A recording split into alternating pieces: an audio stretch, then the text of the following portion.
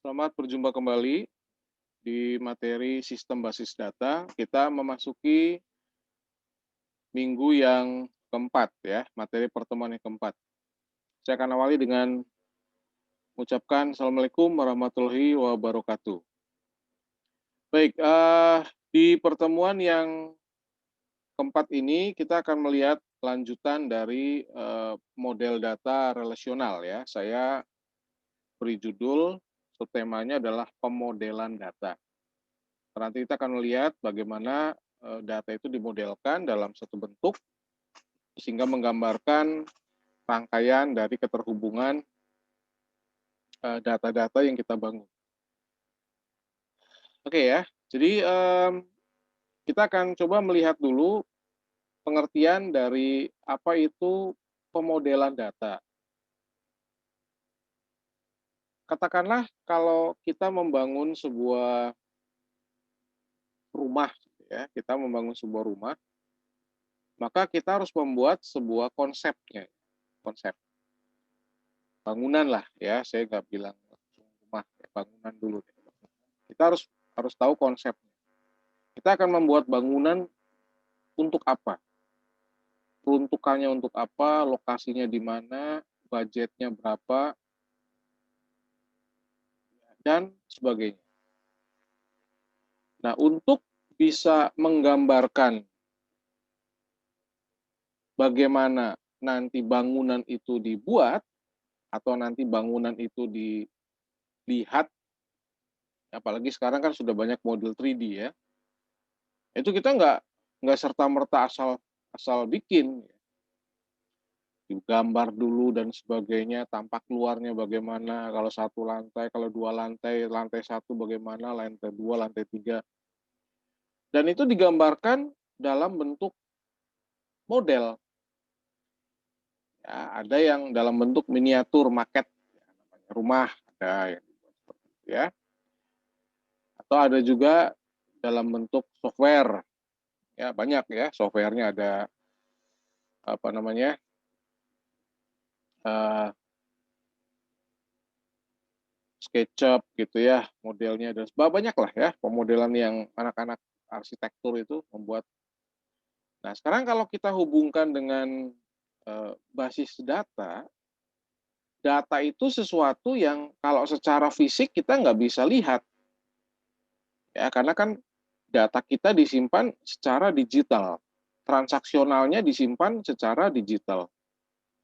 Nah, bagaimana supaya itu bisa dilihat? Maka dibuatlah sebuah model. Itu maksudnya model data. Karena kalau tidak dibuat dalam bentuk sebuah model, kita sulit untuk membayangkannya. Ya, jangankan orang awam ya, orang IT saja kalau kita harus menggambarkan dalam bentuk fisiknya langsung di kepala kita, ya, atau kita melihatnya dalam bahasa asli yang digunakan oleh komputer untuk menyimpan datanya, tentunya akan sangat sulit. Makanya dimodelkan. Nah, pemodelan data itu kalau kita lihat tadi ya, saya gambarkan di awal, berarti dapat didefinisikan sebagai apa? Sebagai perangkat konseptual. Nah, ya. Jadi model data itu dipakai sebagai kumpulan perangkat konseptual. Kalau kumpulan berarti nggak satu ya. Berarti nggak satu, kan namanya juga kumpulan. Untuk menggambarkan data, datanya sendiri, relasinya, maknanya, ada istilah semantik ya, semantik itu maknanya, ya, makna semantik atau makna data dan apa batasannya, domainnya data tuh, ya, itu ada domainnya. Oleh karena yang ingin ditunjukkan adalah makna dari data dan keterhubungannya dengan data lain. Makanya pemodelan data yang kita bahas itu pemodelan data yang bersifat logik atau logika. Gitu. Ya, jadi kita nggak bisa menggambarkannya langsung secara fisik. Ya, ada tahapan-tahapannya supaya nanti pada saat kita melihat pemodelannya itu kita bisa baca. Ya, si programmer tuh bisa baca, si analis tuh bisa baca, oh ternyata isi dari aplikasi atau software tuh ini tuh. Ya, isi dari sebuah sebuah program tuh ini tuh isinya. Itu dari konseptualnya. Ya, mudah-mudahan cukup jelas ya di pengantar awal ini. Oke, next. Nah, pemodelan data ini dapat terbagi menjadi dua kelompok. Yang pertama adalah pemodelan data logik ya, model data logik, data berbasis objek, ya namanya object based logical model. Lah ini banyak nih, Saudara ya. Yang nanti kita akan bahas ini nih, yang poin yang kotak pertama. Model keterhubungan entitas atau entity relationship model karena ini yang paling mudah menerjemahkannya ya dalam sistem komputer. Kemudian yang kedua adalah model data berorientasi objek, object oriented model. Lalu ada model data semantik. Pemodelannya dituliskan relasinya dengan tulisan, dengan kata-kata semantik yang mengandung makna tertentu. Lalu model data fungsional. Keterhubungannya berdasarkan fungsi. Ini yang poin satu ya, model logik. Object based logical model. Nah, yang kedua, model logic data berbasis record. Yang pertama tadi berbasis objek. Yang kedua berbasis record. Makanya ada record based logical model. Ini juga ada tiga ya, dibagi lagi. Ada relasional, ada hierarki, ada jaringan yang minggu lalu udah kita bahas. Yang kita akan lihat yang pertama, model relasional.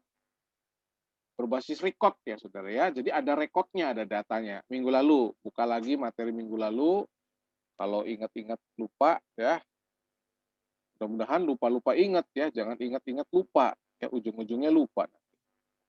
Oke, nah sekarang kita akan coba lihat lebih mendalam lagi, artinya kalau ditanya misalkan, ya Anda ditanya, data itu apa sih?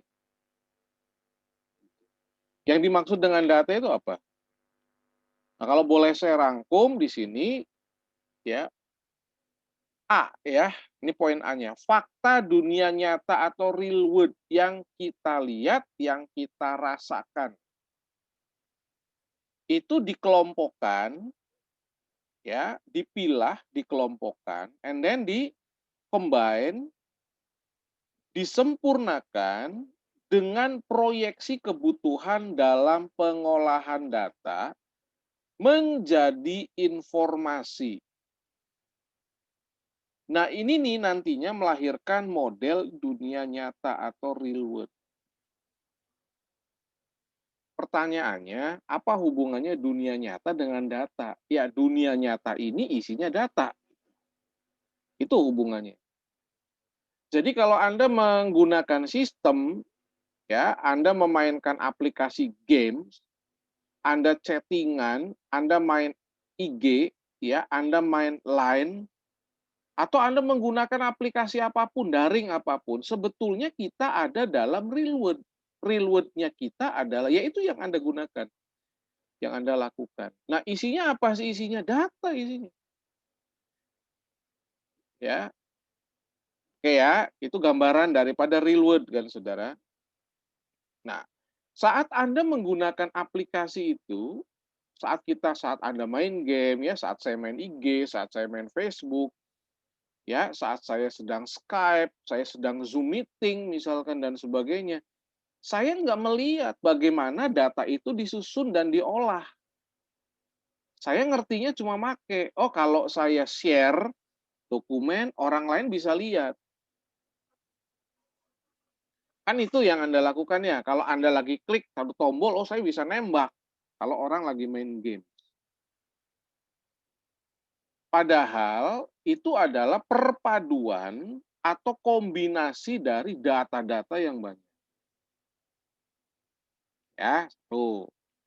Lah kemudian minggu lalu juga sudah sedikit kita bahas ya saudara ya, bagaimana supaya data itu bisa dibayangkan atau dideskripsikan. Bagaimana caranya? Ini sekumpulan orang tuh, ya. Sekumpulan orang tuh kemarin lagi demo ya, demo tentang undang-undang, cipta kerja ya. Saya sarankan Anda sebagai seorang intelektual ya, calon intelektual dan sekarang juga sudah ada dalam, kategori intelektual untuk tidak ikut-ikutan. Kalau Anda nggak ngerti apa yang didemokan. Hati-hati ya saudara ya. Saya sih bukan orang yang, eee, apa namanya, "Oh, apa namanya, berarti tunduk dong sama undang-undang." Oh enggak, bukan masalah tunduk tidak tunduk, ya, tapi undang-undang itu dibuat pasti ada alasannya, ya, undang-undang itu disahkan juga pasti ada alasannya. Saya selalu berpikir positif, saudara ya, sekalipun saya bukan PNS, tapi saya berpikir positif bahwa semua kebijakan yang pemerintah lakukan tuh nggak bisa sempurna semua. Ada yang mungkin merasa dirugikan, ya, tapi undang-undang itu dibuat sebetulnya lebih mayoritasnya adalah untuk kebaikan sebetulnya. Ya, jadi saya sarankan sebagai seorang intelektual jangan asal ikut-ikutan, ya, ini mahasiswa TI nih. Ya, jadi tolong berpikir logikanya dipakai, smart ya, berpikir smart. Jelas ya, Saudara ya? Pikirkan kalau ikutan demo itu sebetulnya banyak ruginya atau ada untungnya. Untungnya apa buat kita ikutan demo? Ya, apalagi lagi pandemi ketular Covid, iya, saudara ya hati-hati. Jelas ya? Tuh, karena dititipkan tolong untuk di-share ke mahasiswa untuk tidak ikut-ikutan demo yang sebetulnya kita nggak tahu yang diperjuangkan itu apa. Ya, mahasiswa sih berpikir aja lah. Ya, boleh berpikir kritis boleh. Ya, tapi jangan kritis tanpa dipikirkan dulu. Jelas ya, saudara ya? Toleransi oke, ya. Toleransi itu oke. Ya, tapi toleransi itu belum tentu yang akan, membangun hidup Anda ya. Hidup bertoleransi untuk hal-hal positif boleh, tapi jangan bertoleransi kepada hal-hal yang negatif. Ya karena ujung-ujungnya anarkis, ya, ngerusakin toko dan sebagainya. Ya, saya nggak mau ada mahasiswa UCIC yang ikut-ikutan itu. Tolong itu dicamkan buat Anda semua ya. Terima kasih kalau Anda, mencoba untuk menjadi mahasiswa yang baik, ya, mahasiswa yang tunduk sama aturan. Apalagi aturan pemerintah ya jelas, ya. Lembaganya aja tunduk aturan pemerintah, masa mahasiswanya. Oke ya, kita lanjutin ya. Oke, tadi sampai mana? Deskripsi. Nah, supaya kita bisa mendeskripsikan tuh yang kemarin demo, kalau yang pakai atribut jelas. Ini atribut, saya tuliskan. Oh, dari perguruan tinggi A. Oh, perwakilan perguruan tinggi B. Oh, perwakilan perguruan tinggi C. Pertanyaannya, apakah semua orang yang ada di lapangan tuh yang bikin keributan atau mau di Jakarta terus ya Cirebon juga sempat panas tuh, ya saya dengar. Apakah mereka jelas mendeskripsikan diri mereka? Enggak semuanya jelas, betul ya? Anak-anak sekolah masih anak-anak sekolah, preman pakaiannya, nggak pakai seragam mereka, nggak berani pakai seragam. Mahasiswa, saya yakin nggak semua berani pakai alma mater. Yang ada tutupin mukanya, bawa ransel, bawa jaket, ya, menghilangkan deskripsi datanya. Nah, maksud daripada kita mendeskripsikan sebuah data adalah supaya dikenal. Makanya perlu atribut. Jelas ya, saudara ya? Oke. Nah, sekarang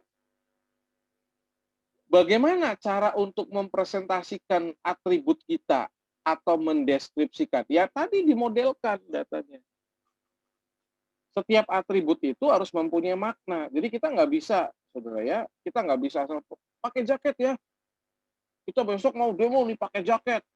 Wow, serabutnya aja jaket. Tidak mendeskripsikan mereka. Polisi bisa tangkap-tangkap aja tuh. Hati-hati. Pakai jaket alma mater takut ketahuan ya, makanya jangan ikutan demo kan. Ya. Nah, karena ketidakteraturannya banyaknya hal yang harus dipertimbangkan, makanya sangat-sangat sulit, Saudara. Kalau kita mengimplementasikan secara langsung apa yang ada di dunia nyata, real world itu, ke basis data fisik. Itu logikanya, karena terlalu banyak.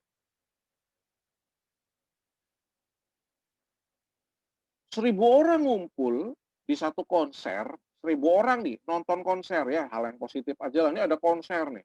Ada konser musik gitu kan, 1.000 orang penontonnya, 2.000 orang penontonnya. Kalau dia nggak pakai atribut, kita nggak tahu dia siapa. Jelas ya, Saudara ya? Tapi kalau dia pakai atribut, jelas atributnya. Oh, ini dari kelompok A, oh ini dari kelompok B, oh ini dari grup ini nih, oh ini. Itu kelihatan. Kebayang nggak, Saudara? Anda main futsal, nggak usah main bola yang 12 orang, 11 lawan 11 lah. Ya, yang 5 lawan 5 aja, sok. Ya, Anda dikumpulin orang yang nggak kenal, ya tahu tuh, oh, kamu sama ini ya, balanya ini ya, partnernya ini. Terus nggak pakai seragam. Kira-kira ada salah ngoper nggak? Pasti ada salah ngoper. Nah, makanya perlunya pemodelan. Nah, salah satu pemodelan data yang kita kenal, yang masih dipakai untuk saat ini ya, Ford itu yang bikin adalah Entity Relationship Model. Dikenal dengan ERD. Nanti ada diagram. Entity Relationship Diagram. Merupakan salah satu model antara yang dapat kita gunakan untuk tadi, Saudara, mengakomodir kebutuhan pemodelan data itu. Lebih jelas ya? Nah, ini saya hanya mempertegas dulu nih supaya nanti ke belakangnya ada lebih mudah gitu ya. Ada lebih mudah. Oke, next ya. Nah, sekarang yang B tadi A-nya apa, Saudara? Yang A-nya fakta real world ya.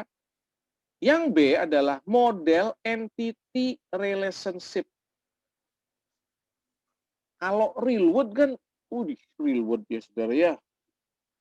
Gimana cara memilah-milahnya karena sangat banyak. Nah, sekarang kita akan coba melihat kalau pemodelannya itu dikaitkan dengan entity relationship atau model keterhubungan entitas. Oke, pernah dengar ya entitas ya, Saudara? Entitas itu apa ya? Kelompok data ya, entitas yang punya kesamaan ya, boleh ya. Nanti ada apa namanya definisinya.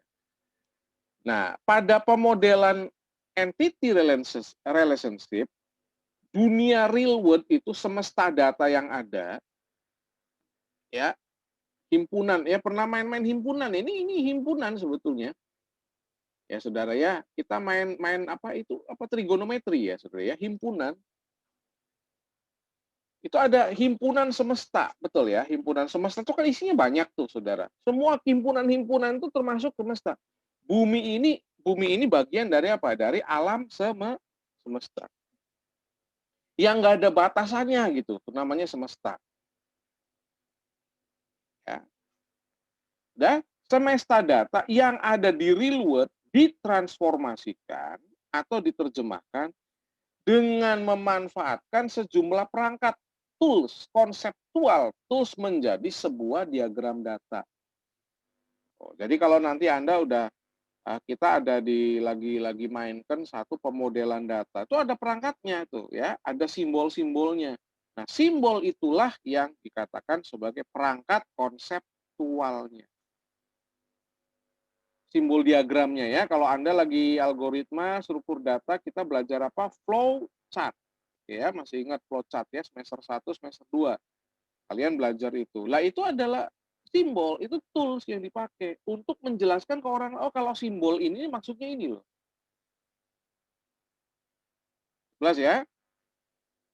Yang umumnya disebut sebagai, tadi sudah saya singgung, diagram ER atau orang nyebutnya ERD. Entity Relationship Diagram. Nah, sesuai dengan namanya berarti ada apa? Ya, ada dua bagian utama di situ. Yang pertama ada apa? Pembentuknya ya. Ini sorry typo ya, salah nih. Pembentuknya ada dua, apa? Entitas dan relasi. Ya, ada entitas, kemudian ada relasi, saudara. Saya berelasi dengan Anda adalah saya sebagai dosen pengampu mata kuliah, betul ya? Saya mengampu mata kuliah. Saya berhubungan dengan Anda nggak secara langsung. Hati-hati. Saya berhubungan dengan mahasiswa nggak secara langsung, tapi melalui apa? Relasi mata kuliah. Saya mengampu mata kuliah sistem basis data, Anda mengambil mata kuliah sistem basis data. Ketemunya melalui apa? Melalui mata kuliah sistem basis data. Bukan tanpa alasan kita ketemu langsung, saudara. Nah, ini relasi kita itu lagi relasinya kan Anda lagi kuliah. Ya, saya sedang menjelaskan mata kuliah sistem basis data. Itu relasi yang terbangun adalah itu, relation. Gitu. Nah, komponen ini dideskripsikan lebih jauh melalui sejumlah atribut, properti, atau simbol. Nanti kita harus bisa membacanya, saudara ya. Nah, bagaimana kardinalitasnya? Nah, batasannya. Nah, itu nanti ada. Habis ini kita akan lihat di slide berikutnya. Jelas ya di slide ini? Oke, next. Udah? Yang pertama, dalam sebuah diagram nanti ini akan kita bahas lagi secara khusus ya di pertemuan yang lain, saudara ya, akan secara khusus karena ini lumayan banyak isinya. Nanti sampai ke tabel. Ya, yang pertama adalah entitas atau entity dan himpunan entitas atau entity sets. Ini minimal kita kenal dulu ya. Nah, kalau ditanya definisinya apa ya? Saya coba rangkum. Entitas itu merupakan individu yang mewakili sesuatu yang nyata, yang eksis, dan dapat dibedakan dari sesuatu yang lain. Artinya, entitas itu berkelompok. Kalau dia nggak punya ciri, nggak bisa disebut entitas. Entitas itu harus ada cirinya. Dia sebuah kelompok tertentu. Masyarakat Cirebon itu terdiri dari banyak entitas. Apa entitasnya? Mahasiswa, satu. Ya, terus pelajar, dua. Tiga, dokter. Keempat, sopir angkot. Kelima apa? Pengemudi Gojek. Keenam, tukang parkir. Ya. Terus apa lagi? Dosen, guru, PNS, pengamen. Banyak ya, saudara ya? Yang dapat dibedakan dari sesuatu yang lain. Sekelompok entitas yang sejenis ya dan berada dalam lingkup yang sama membentuk sebuah entity set. Himpunan entitas. Ya, kelompok buruh tuh yang kemarin demo. Ya kan? Aliansi mahasiswa, itu himpunan entitas itu. Ya, itu entity ya. Yang kedua, atribut. Jelas bahwa entitas tanpa atribut nggak bermakna apa-apa. Setiap entitas itu pasti memiliki atribut yang mendeskripsikan karakteristik atau properti dari entitas tersebut. Nah, pemilihan atribut hati-hati ya, saudara ya. Kalau nanti Anda bikin entity ya, entitas itu harus hati-hati untuk menentukan atributnya. Kenapa? Karena atribut ini harus relevan dari sebuah entitas. Merupakan hal penting untuk pembentukan model data. Contoh misalkan. Contoh ya, entitas mahasiswa. Mahasiswa nih, kayaknya nggak penting deh. Betul ya? Kalau kita bikin atribut di entitas mahasiswa, contoh ya, jumlah anak. Nggak cocok ya, saudara ya. Kenapa? Itu nggak merefleksikan apa-apa nantinya. Tapi kalau mahasiswa punya atribut asal perguruan tinggi, wah, nama prodi, nama perguruan tinggi, lah itu relevan. Itu relevan. Jelas ya maksudnya ya? Jadi hati-hati dalam menentukan atribut. Penetapan atribut bagi sebuah entitas dikatakan di sini umumnya didasarkan pada apa? Pada realnya, faktanya. Memang nggak selalu demikian, tapi namanya juga dimodelkan, kan pemodelan. Saudara ya, kalau pemodelan kan supaya orang bisa melihat, sekali lagi, supaya ini bisa membedakan antara kelompok yang satu dengan kelompok yang lain. Pak, di sini mah nggak ada Pak nomor induk pegawai, harus ada, harus kita buat. Gitu. Ya, kan kita mau bikin aplikasinya, harus kita buat. Udah jelas, saudara. Nah itu namanya atribut. Gitu. Ya. Oke. Nah, kita sekarang akan coba lebih jauh lagi melihat ya tentang himpunan relasi. Nah, himpunan relasi apa ya, saudara ya? Himpunan relasi apa? Tadi ya, relasi yang merupakan ya apa namanya? Hubungan di antara sejumlah entitas tadi yang saya katakan aliansi-aliansi itu ya. Kalau di dunia nyatanya itu tuh kelompok buruh, kelompok aliansi mahasiswa ya, Persatuan Dokter, Ikatan Dokter Indonesia tuh ya, IDI-IDI. Nah, itu ya barangkali ada yang punya kolega atau orang tuanya dokter kan masuk IDI ya, Saudara ya. Kalau saya juga masuk ya, IDI juga, Ikatan Dokter Indonesia. Masuk juga ya. Sorry, bukan IDI, ADI. IDI ya, Asosiasi Dosen Indonesia ya, ADI. ADI. Saya masuk, saudara, karena saya sebagai dosen, saya punya nomor induk dosen nasional. Tuh ya, saya punya nomor sertifikasi dosen dan sertifikasi ya. Berarti saya masuk entitas dosen profesional. Himpunan lah itu maksudnya, saudara ya. Kumpulan semua relasi di antara sesi yang terdapat pada himpunan disebut dengan relation set. Nanti ya kita masuk ke sini. Oke. Berikutnya ada yang udah saya singgung tadi ya, kardinalitas atau derajat relasi. Kardinalitas itu derajat relasi. Ada merek pakaian namanya kardinal. Ya, saya pernah beli kardinal, ya, bagus ya merek bagus. Ya, medium tapi bagus ya kardinal. Berarti apa? Punya derajat dia ya. Jadi kalau Anda pakai yang merek kardinal tuh punya derajat ya di endorse ya. Nggak bagus aja ya, bagus kardinal bagus ya. Nah, apa itu? Ini menunjukkan si kardinalitas itu jumlah maksimum entitas yang dapat berelasi. Hati-hati.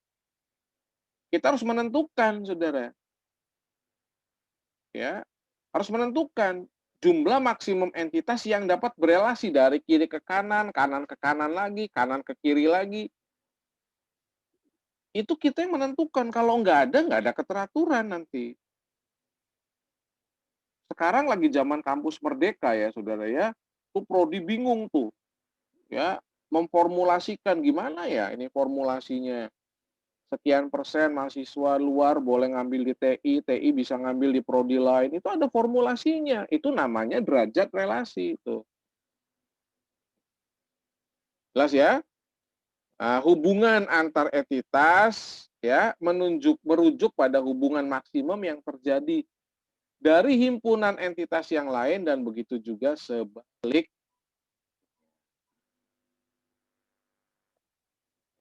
Lebih cerah ya. Lah, sekarang gambarnya, Saudara.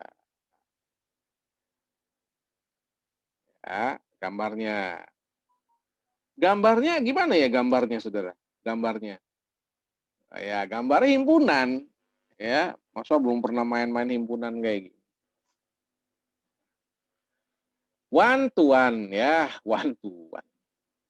Yang berarti setiap entitas pada himpunan A berhubungan dengan paling banyak satu entitas pada himpunan entitas B dan begitu pula sebaliknya. Setiap entitas yang ada di kanan ya, saya ganti dulu pakai ya, pakai apa nih Saudara? Enaknya pakai pen ya. Tuh. Yang ada di kiri Saudara hanya boleh punya satu di kanan. Saya tukar yang ada di kanan ya hanya boleh punya satu di kiri. Jelas ya? Jadi kalau nih A, nih entitas satu A sama yang entitas satu di B, dia nggak boleh punya lagi dengan entitas 4, nggak boleh. Dia bebas milih tapi satu gitu. Yang kiri udah milih kanan ya udah satu. Jelas ya? Oke, next. Satu ke banyak, one to many. Dipahami ya, bener-bener nih hati-hati saudara. Satu di kiri itu boleh punya lebih dari satu di kanan. Nih satu, nih satu. One to many. Ya, many itu biasanya M atau N. Ini satu. Ya, dah. Satu di kiri punya satu di kanan. Tetapi tidak sebaliknya, hati-hati.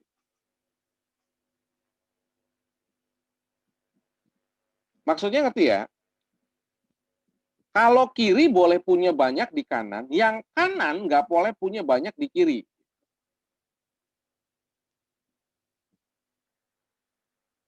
Yang A, ada, ini boleh punya pasangan lebih dari satu di himpunan B. Tapi yang B hanya boleh punya satu pasangan di A. Jelas ya? Karena tidak sebaliknya, hati-hati. Tidak sebaliknya. Paham ya? Sini yang bebas. Bebas ya. Banyak. Sorry, bukan bukan bukan banyak ke banyak ya. Banyak ke satu. Dibalik ya. Emang ada Pak? Ada. Ya, nanti akan Anda temukan. Ini banyak ya? Banyak. Satu. Banyak. Banyak. Ya. Satu. Sorry. Ini ya. Ini. Dengan ini ya. Nih. Checklist. Checklist. Ini. Checklist. Ini mah satu nih. Sorry ya. Lihat. Oke. Tapi satu di kiri. Kalau kita lihat. Ya. Ini nih. Awas. Banyak di kiri. Satu di kanan. Tetapi tidak sebaliknya. Tidak sebaliknya. Jelas ya? Next. Nah, ini yang paling mudah. Dan yang paling sering kita jumpai. Terus ini mas, nggak ada aturan pokoknya ya. Satu, ini banyak. Satu, ini banyak. Checklist. Ya. Satu, banyak ke sini. Ini. Ya. Oh, ini. Checklist. Jelas ya. Oke. Satu di sini. Satu, kanan, checklist. Banyak ke banyak. Contohnya ya itu nanti buat tugas contohnya. Jangan dibocorin dulu. Banyak contohnya ya. Oke, nah ini yang dipakai nih simbol-simbolnya, saudara. Persegi 4 menyatakan entitas.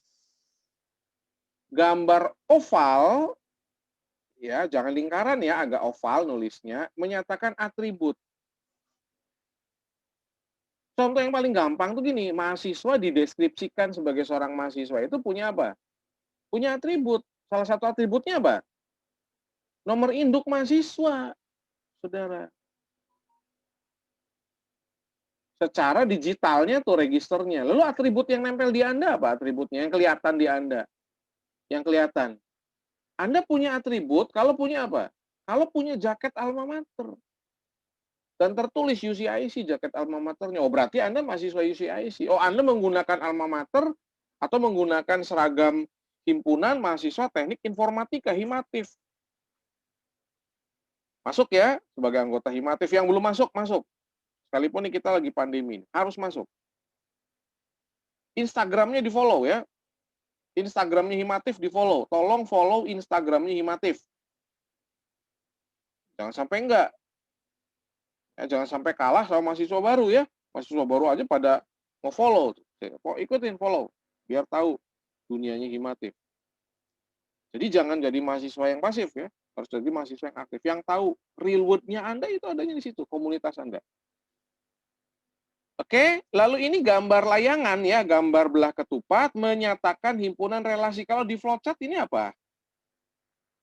Pemilihan ya, decision symbol. Terus garis biasa ya. Kalau garis nggak ada garisnya kan nggak terhubung simbolnya. Ya, konektor. Lalu satu lagi kardinalitas. Ya, nggak dituliskan karena tadi ya ada satu ke banyak ke satu, banyak ke banyak. Ada 4 macam. Sampai di sini cukup jelas ya. Kurang jelasnya silakan nanti ngomen di penjelasan video ini. Di komen. Oke, berikut adalah contoh penggambaran relasi antar himpunan entitas lengkap dengan kardinalitasnya. Nanti kalau kita udah belajar bikin ERD lengkap, saudara, ini lebih ruwet lagi. Tapi kalau sekarang Anda mau lihat-lihat dulu gitu ya, cari referensi-referensi ERD silakan.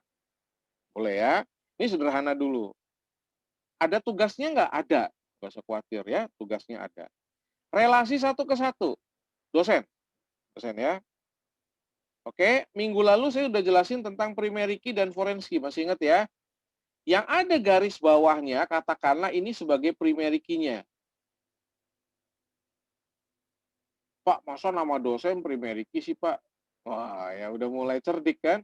Ya nomor induk dong, Pak. Bikinlah nomor induk, nanti ditugas. Ada nama dosen, ini atributnya, kan contoh namanya juga ya. Lalu ada jurusan nih. Ada kode jurusan, garis, nama jurusan. Oke ya, ini adalah apa namanya? Primary key. Udah. Sekarang relasinya apa relasinya? Mengepalai jurusan. Logikanya berkata bahwa satu jurusan itu hanya punya satu kaprodi, betul nggak?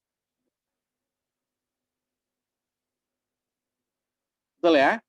Oke, jadi satu dosen mengepalai satu jurusan. Artinya dia nggak boleh mengepalai jurusan lain kalau sesuai aturan ini. Mung dia udah jadi kaprodi A kok jadi kaprodi B gitu kan, gimana mikirnya kan, ya mikirin satu prodi aja ribet. Tapi mungkin ada ya sebagai PLT atau apa namanya ya, atau pejabat sementara ya, PJS boleh, karena SDM-nya yang memang belum ada lagi yang bisa masuk ke sana. Dan satu jurusan nggak bisa punya lebih dari satu kaprodi. Satu ke satu ya, gampang ya. Sekarang relasi one to many, satu ke banyak. Satu ini bisa N, bisa M ya saudara ya. Ini bisa M. Dosen mengajar mata kuliah. Kita maknai kan gini, kiri di satu bisa banyak di kanan, tapi tidak sebaliknya. Pengertiannya apa maknanya? Coba jelaskan maksud dari kardinalitas ya, relasi di atas. Ada soal kayak gitu. Terus Anda ngasih penjelasannya bagaimana?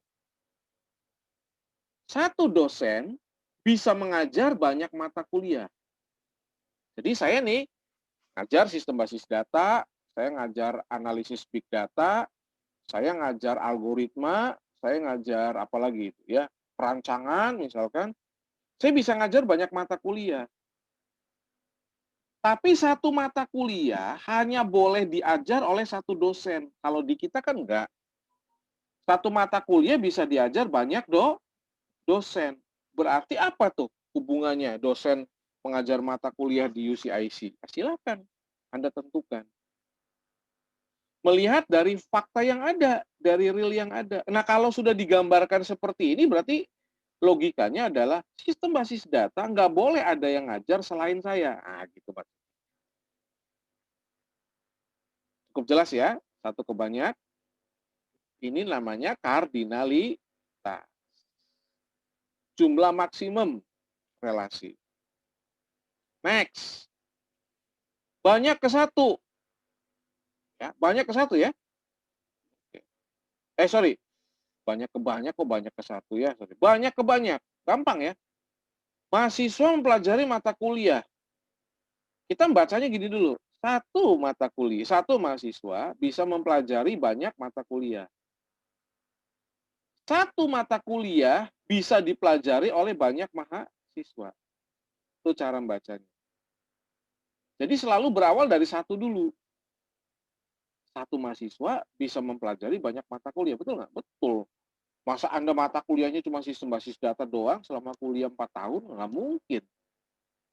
Ya, tapi sistem basis data bukan cuma miliknya Anda, milik orang lain juga di kelas Anda. Dia boleh juga ngambil. Jadi relasinya banyak ke. Nah, perhatikan ya, awas. Hubungan antara dosen dan mata kuliah menghasilkan apa, Saudara? Satu ke banyak ini menghasilkan waktu, menghasilkan tempatnya jadwal. Ya, apa namanya? Jadwal.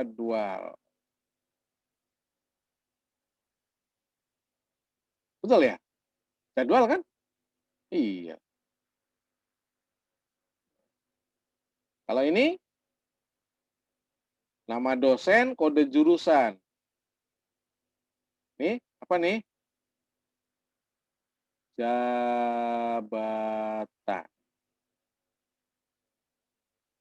Ya, keterangannya tuh, Saudara ya. Ya. Oke, kalau ini apa? Keterhubungan antara mahasiswa mata kuliah menghasilkan apa nih nantinya nih? Menghasilkan KHS, kartu hasil studi, atau transkrip atau raport gitu ya. Jadi keterhubungan antar entitas itu akan menghasilkan sesuatu yang baru, khususnya banyak-banyak. Nanti ini akan kita bahas lebih dalam gitu. Ya, ini kulitnya dulu. Jelas ya sampai di sini ya? Oke. Udah. Jangan lama-lama ya, sudah. Oke ya, pahami apa itu himpunan relasi, ya, apa itu pemodelan data. Kemudian tadi kita sudah ikuti tentang kenapa harus dimodelkan. Ya, tujuannya harus dimodelkan itu seperti apa? Kok perlu dimodelkan? Ya, harus jelas ya, harus jelas. Nah, kita akan nanti ada tugas ya, ada tugas yang harus Anda buat, ya, ada tugas yang harus Anda buat supaya nanti bisa mengimplementasikan apa yang sudah saya jelaskan ya, nanti penugasannya ada di melalui penugasan di mata kuliah, penugasan, silakan dikerjakan. Baik, mudah-mudahan apa yang saya sajikan hari ini bisa kembali menambah lagi wawasan Anda, khususnya di dalam pemahaman tentang apa, sistem basis data ini ya, Saudara. Karena ini nggak lepas dari fondasi dulu. Kalau fondasinya sudah bagus, fondasi sudah kuat, nanti berikutnya akan lebih mudah ya Anda untuk me mengimplementasikan ke apa namanya, basis data yang sesungguhnya. Ya, jangan lupa mengerjakan tugasnya, nanti akan saya tugaskan. Demikian saya sampaikan di pertemuan minggu yang keempat, ya mudah-mudahan bisa dipahami oleh Anda yang mendengarkan materi pembelajaran ini, dan akhir kata saya ucapkan wassalamualaikum warahmatullahi wabarakatuh.